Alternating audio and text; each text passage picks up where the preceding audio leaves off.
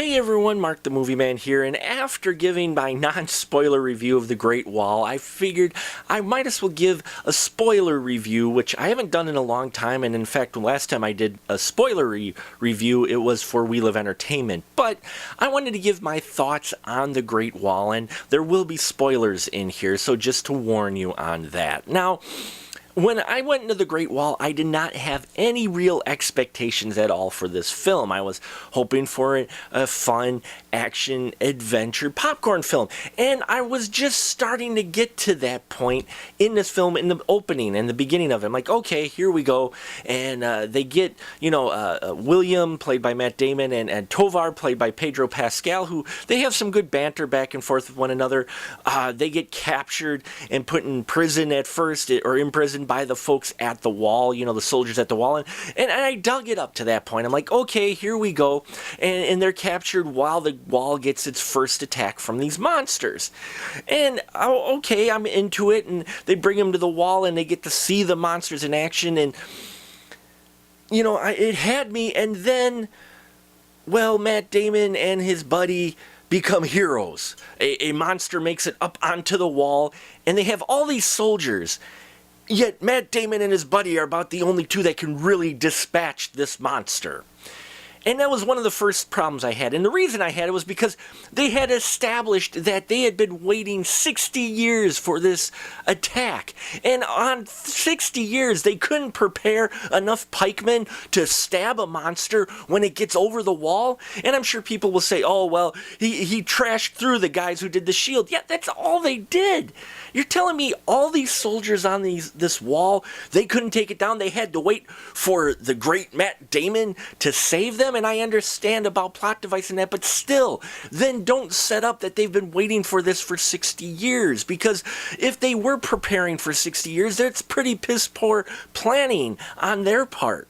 And then this movie goes on, there's a second wave attack the next day, and suddenly the wall has these contraptions, these blades that come out and cut the creatures as they're climbing up the wall. And I'm like, where were those during the first attack? You would have thought you would have used those right away. It's not like you want to try to keep fighting these guys. You would have thought you would have went all in for your tools, And so that threw me. I'm like, and I know we've had that in action films before, but especially this. And maybe it's the Voltron effect, but even then, it wasn't preventing the entire attack. Now, Tian Jing in here plays Commander Lin Mei. Loved her character. I loved most of the cast in here. In fact, what was eating at me was the fact of they didn't need Matt Damon in here as a Westerner. They could have easily made this a completely all-Asian cast and could have had his character just be a thief who gets tied up and ends up helping them fight the monsters. There was no need to have Matt Damon as a monster. And then William Dafoe is in here as the monster killer, Then William Dafoe's in here, and he looks like he stumbled onto the wrong set. His character really served very little purpose. Maybe a little motivation to try to get the guys to help them escape from their captors, but you knew they weren't going to escape, at least, Matt Damon's character, because he was invested in it, and I dug the visuals, all the armor and colored armor they had, and the way it was directed, and the way Commander Lin Mei and her fellow soldiers fight by jumping off this wall with pikes and stabbing the monsters. I'm like, I dug those visuals, okay? But just as this film was starting to get me back into it, they do something dumb. Like, for the monsters, okay?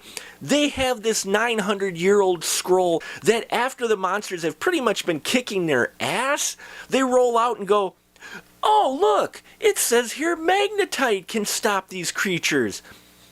60 years and no one bothered to unfurl the 900-year-old scroll to find out magnetite would just be the ultimate killer for these monsters?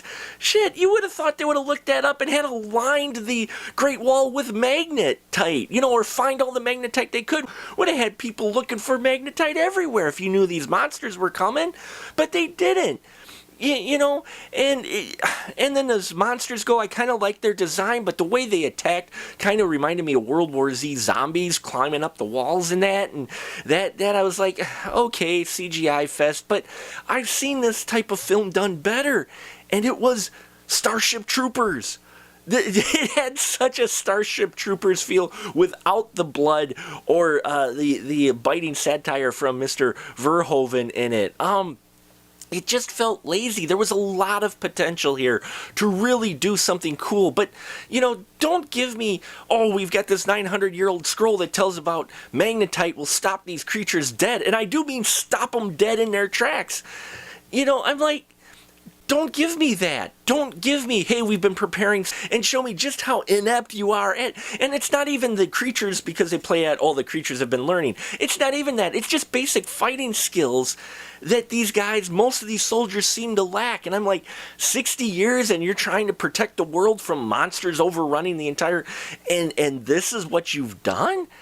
And that's what got me in this. I saw the potential of this film here, and I saw where they could have taken some tweaks to it and really made a film that sat well with me. But every time I just started to get into this film, they would pull me out of it with a gaping plot hole that didn't make much sense. Or, they have Matt Damon do something and come up with something that out of all these strategists and everything, they couldn't come up with it. Did he really need to be the hero rather than just a participant? I forgot a scene where Matt Damon, okay, he and his buddy, they dispatch a creature and they go into this dining hall and everybody claps and salutes and yeah, I'm like, you guys just had these guys locked up, and I understand they took out a creature by themselves, but there's hundreds upon thousands of these soldiers here, yet these two guys were the ones that dispatched. And yeah, I would have rather seen them show them still some animosity. They'd have to sit at the table by themselves, feel unappreciated maybe. I would have liked to see them take that angle rather than them being, oh, the great heroes, because it just didn't make a lot of sense for me. Keep it really simple if you're going to do a film like this, but the minute you start adding these elements in here that don't add up, that are multiple times, it's just going to get to me, and it takes me out of the film, and that's what it did for here. So here I only give The Great Wall 1 3/4 stubs, not quite 2. I couldn't. I tried to get into it. They started to get into it, but if I really want to watch a film like this, I'll watch Starship Troopers. I really will. So there you have it, folks. My long rant, spoilery.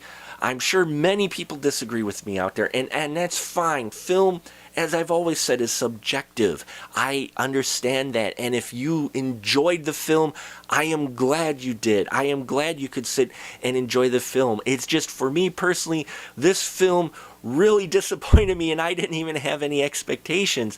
But when you start strong and then you just start throwing stuff in there, it took me too much out of the film. Thank you so much for watching. I hope you subscribe down below. Check out our other reviews going on. We got other great stuff going on. Spoiler Room episodes coming up that are going to be fun. So keep it here at Special Mark Productions. And until next time, remember, keep that ticket stub.